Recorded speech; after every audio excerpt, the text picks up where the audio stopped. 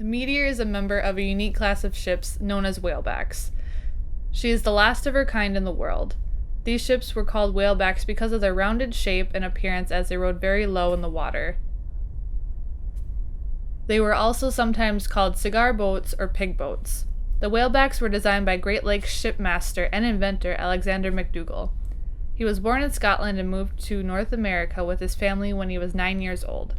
After sailing the lakes for about 10 years, he became a ship captain by age 26. He was in his early 40s when he began to build his first whalebacks. McDougall's idea was to create a steel-hulled ship that offered little resistance to the wind and waves. During the decade between 1888 and 1898, there were 44 whalebacks built. All but a few of them were built at the American Steel Barge Company, which started in Duluth and then moved to Superior. During that time, Minnesota's Iron Range was gearing up its operations and growing steel industry demanded more ships. The ship you'll be touring today was a 36 whaleback built in the Twin Ports. She was launched about 1 mile from here on April 25, 1896, as an iron ore freighter named the Frank Rockefeller. From 1896 through 1969, she carried iron ore, coal, grain, cars, and various types of oil. She sailed for numerous companies under different names, first as the Frank Rockefeller, then the South Park, and finally as the oil tanker Meteor. The Meteor is 380 feet long, 45 feet wide, and 26 feet deep. The whaleback featured some unique design elements. The first was a flat bottom for more hauling capacity. Secondly, it had low freeboard, meaning very little deck showed above the waterline. This low deck design resulted in less resistance to the waves. A spoon-shaped bow also provided less resistance as the ship moved through the water. Next, the main deck was rounded so water could wash over the decks without staying on board. Finally, there were the rounded cylinders called turrets that protected the crew as they operated deck machinery and moved about the ship. The numbers here are called draft marks, and they tell how much of the ship is below the waterline. The lines next to the S, I, and W show the deepest a ship can be loaded in the summer, intermediate, and winter seasons. In the summer, with nicer weather, ships can carry more cargo than they can during the intermediate and winter seasons. Overloading a ship can be dangerous in large waves or bad weather and can also lead to heavy fines. The Meteor is buried nearly 10 feet in the ground, so according to these marks, we are standing about 19 feet above the bottom of the ship. The diamond with the LR is called the Plimsoll mark. The LR stands for Lloyd's Register, the Maritime Classification Service hired to survey and determine the ship's load line. The horizontal line shows the official maximum load line. The diamond shows that she was in the Great Lakes ship class. A circle would show a ship is classed for use on the ocean. When the ship served as a car carrier, a wooden deck was added to make the main deck flat. Here you can see a welded over rivets that secured the wooden deck around the curve of the ship. The Meteor could haul about 200 cars and had a steam-powered elevator for getting cars into and out of the hold. This curved walkway is an original main deck of the ship. The ship was designed so there would be only 7 feet of ship deck or freeboard showing above the water when it is fully loaded. It's easy to see how water can wash over the deck. Whalebacks were very stable ships because of their low profile. Sailing under the name Frank Rockefeller, this ship served primarily in the ore trade until the late 1920s. She had a capacity of about 5,200 tons of iron ore. Compared that to the 1,000-foot ships in the ore trade today that can carry over 10 times as much cargo. The newer ships have self-unloading convoy booms and operate with a smaller crew. The whaleback structural configuration did not allow them to be built larger without compromising stability and strength. Also, because of the curved deck, the original hatches were pretty small and not easily compatible with the newer unloading equipment at the unloading docks. The larger ships were more profitable and became the standard for hauling cargo on the Great Lakes. In 1927, the Rockefeller was sold and renamed the South Park. During the next decade, she went through a series of owners hauling grain, sand, gravel, and eventually cars. In 1943, the South Park was sold again and converted to an oil tanker, the same configuration you see today. At this time, her name changed to the Meteor. She could carry 40,000 barrels of petroleum or chemical products and was small enough to sail into the ports around the Great Lakes, where her cargo was needed. She typically transported gasoline, kerosene, diesel, and home heating fuels. Many changes were made when the Meteor was converted to a tanker. The white raised part of the decks is called the expansion trunk. It allows for expansion of the oils in the tanks when temperatures change due to weather. Also, a complex system of cargo piping was added along the top of this trunk. The pipes were removed along with steam pipes and fire mains when the ship became a museum. On top of the trunk were two big spray nozzles called monitors for fighting fires. They were part of a foam smothering system for fighting petroleum fires. Here's a tall pipe called a ullage. More are located along the expansion trunk. Measurements were taken through these pipes during the loading and offloading of cargo, so the crew knew how much oil was in a given tank. The larger openings over there are manholes for each tank. They allow access for cleaning, inspection, or repair. These two black steam-powered mooring winches were for running mooring lines typically used to dock a ship. The wire mooring lines were let out through these chokes on the side. Up forward you will see one of the turrets that allows access into the hull. The turrets covered the anchor windlass, which is used to raise and lower the anchors, and also allows access to the compartments forward of the cargo tanks. The watchmen were stationed there when entering or leaving port, or while navigating the rivers connecting the lakes. Originally, some of the crew had quarters inside the front or the bow of the ship. The deck we are on now is called the boat deck because of the lifeboat equipment. There are 2 lifeboats here to accommodate 27 to 32 man crew. These large cylinders that are painted yellow are called the wind scoops or the cowl ventilators. They would face into the wind and bring fresh air into the lower decks, or could be faced away to suck it out. The lower ones were for the boiler and the engine rooms. The smaller ones were for the crew quarters. The hotter the space, the bigger the ventilator. The tanks on this deck held drinking water and oil for the gallery stove. Drinking water was taken onto the ship out in the lake, usually as far offshore as possible, and was treated with bleach. Washing water was not treated. This hatch allows access into the passageway below and was used to bring supplies aboard. This box is the top of the dumbwaiter, which was used for raising or lowering food between decks inside the ship. Above us is a framework that supported an awning to shade the crew and to keep the deck cool. At the back of the deck, or the stern, is a staircase for the men to get up to this deck. Now we are in the pilot house. It was originally built with wood, but was redone around 1925. The men who worked here would have been the mate, the wheelsman, and the watchman. The mate was the navigator and oversaw this area and the outside decks. The wheelsman manned the wheel, and the watchman helped with sighting and equipment. The ship does not have autopilot, so someone had to steer at all times. The watchman would sometimes revive the wheelsman so he could take a break. The captain had this chair here, but he also was expected to be everywhere. The captain would be in the pilot house when the ship was entering or leaving a port. Duties for the crew and officers changed when they were in narrow waters, and also when the ship was docked. Only the captain could sit in the captain's chair. On many ships of this era, crew members in the pilot house were not allowed to sit down at all. There are stories about captains checking for warmth on their chairs when they entered the pilot house. It's been rumored that some crewmen would sit in the captain's chair and then flip the seat cover if they saw the captain coming. On this ship, it was common for the mate to sit on the stool like this one, so he could be out of the wheelman's line of sight. There is no way for the captain to control the speed of the ship from the pilot house. Early on, the 2 steam whistles called working whistles on either side of the pilot house allowed the pilot house crew to communicate with the crew in the engine room, using a chart behind you on the wall or the bulkhead. This chadburn was added in 1943. It is not the original chadburn. When the handle was moved in the pilot house, a bell or buzzer went off on the corresponding chadburn in the engine room. In response, the engineer in the engine room would move the handle on his telegraph to the same place, and the noise would stop. The engineer would then make changes to the engine.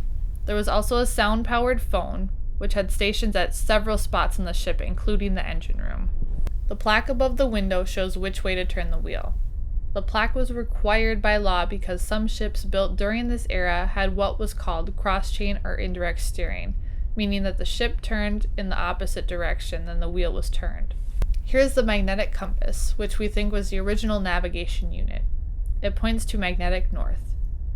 Because of the steel in the ship and local magnetic attractions in the Earth's field, the compass could be inaccurate. There are magnets on the side of the compass that can be adjusted to minimize the inaccuracies. This instrument is the repeater for the main unit of the gyroscopic compass in the next room. The compass determines direction based on the rotation of the Earth instead of relying on the Earth's magnetic field. This system was added as a surplus equipment after World War II. Whenever a new piece of equipment was added, the old one was kept as backup. That is why there are two compasses. The radar was also added after World War II. It operates like the weather radar that you see on TV, but instead of scanning the sky, it scans the surface of the water. It shows shorelines, buoys, boats, and other features, all in relation to the ship at the center of the screen. Attached to the ceiling is the radio direction finder, or the RDF. This was used to triangulate the ship's location based on signals broadcast from the radio transmitters on land. The shade between the two rooms were used at night to allow the men in the chart room to work with lights on without affecting the night vision of the men in the pilot house. This is the chart room. This room was added during the 1943 reconstruction.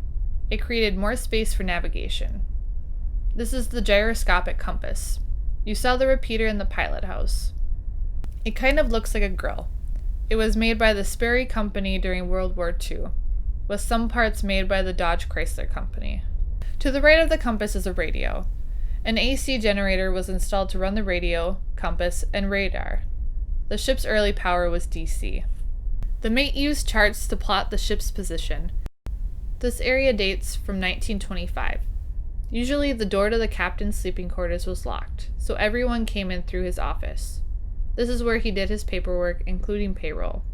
The captain's quarters were the nicest and the farthest from the heat and noise from the engine room. On the bulkhead across from his bed is the alarm that came from the pilot house to alert the captain quickly if there was an emergency while he was sleeping or working in his office.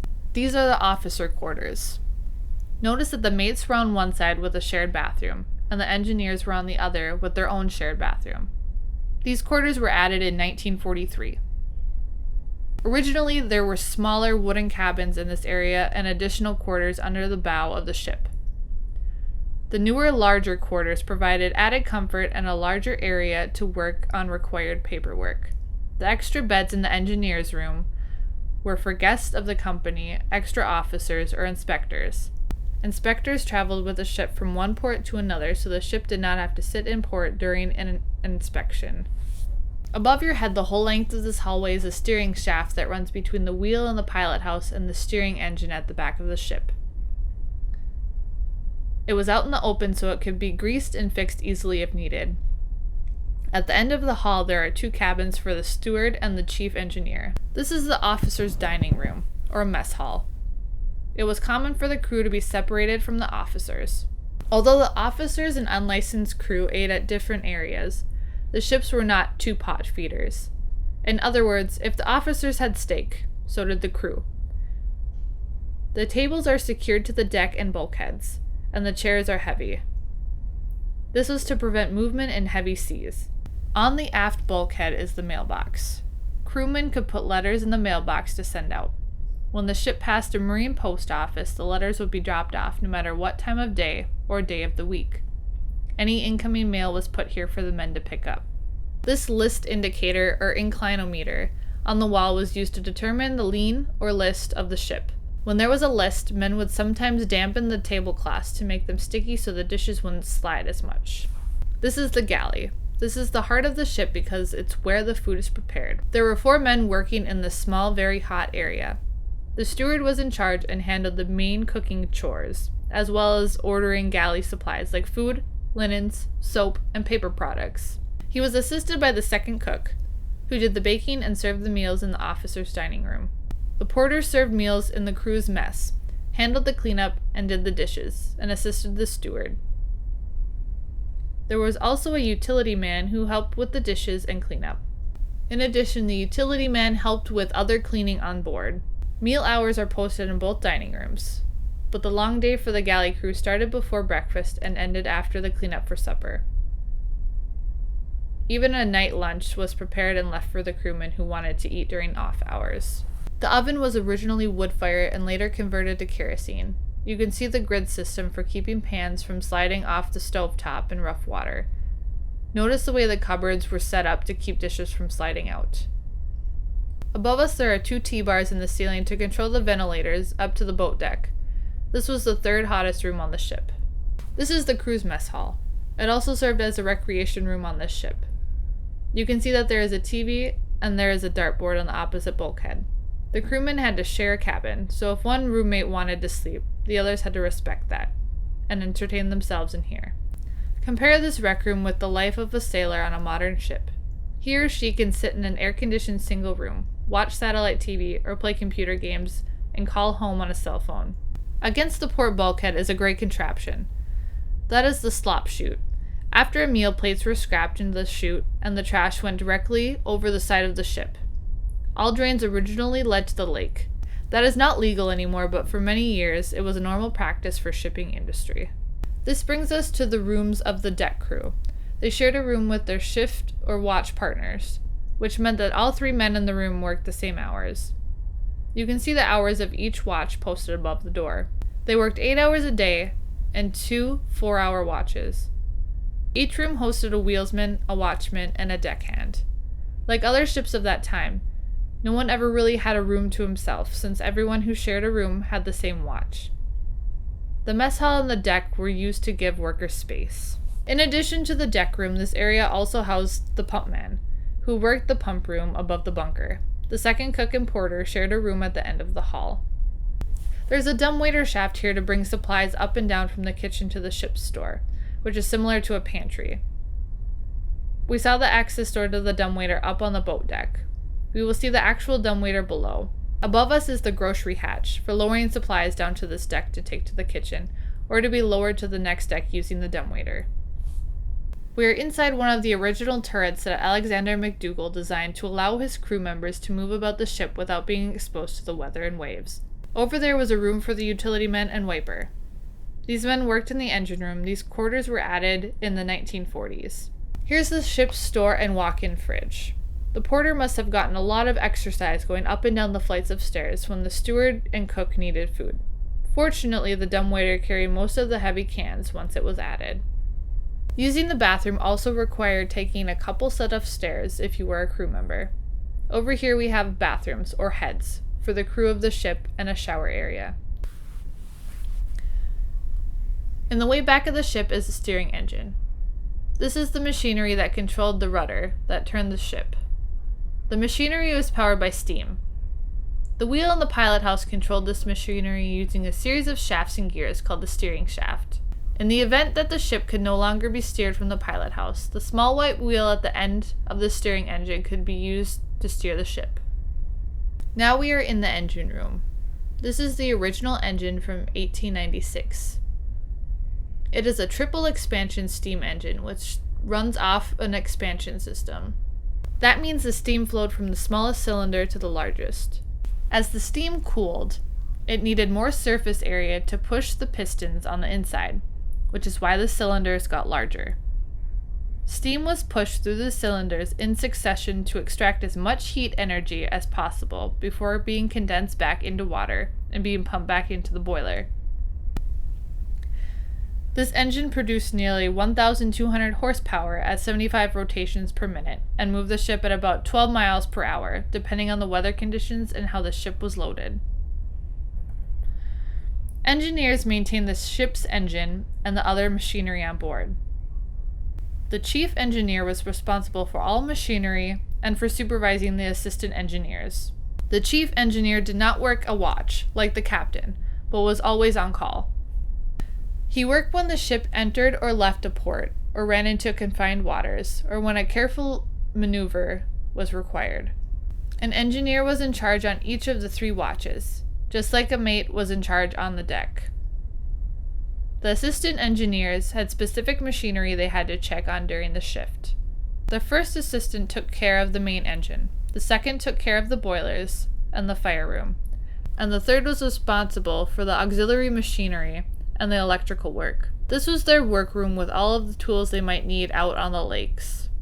There was also an oiler on each watch. The oiler's primary task was to make sure that all machinery was oiled and to make sure that the bearings were not running hot. You can see the catwalks inside the engine. This is where the oiler worked. To do his job, the oiler actually had to touch the engine as it was moving. His timing had to be perfect, and it was a dangerous job. You can see the oil system all around the engine. These glass cylinders are called oil boxes, which strip oil on the engine. The oil boxes were filled by the wiper. These tiny pumps were installed later to help mechanize the oiling system. But most of the work was done by hand. This would take place while the engine was running. There was one wiper on board, so he did not have a specific shift. The wiper cleaned, scraped, and painted and assisted the engineers when they needed help. These 3 metal diamond-patterned grates are original to the ship, but the rest of the metal grating was part of the remodel in 1943. It was added to support the weight of the new generators, pumps, and switchboard. The original engine room deck was made of wood. This would have been the hottest room on the ship. The boiler room was the source of all the power on the Meteor.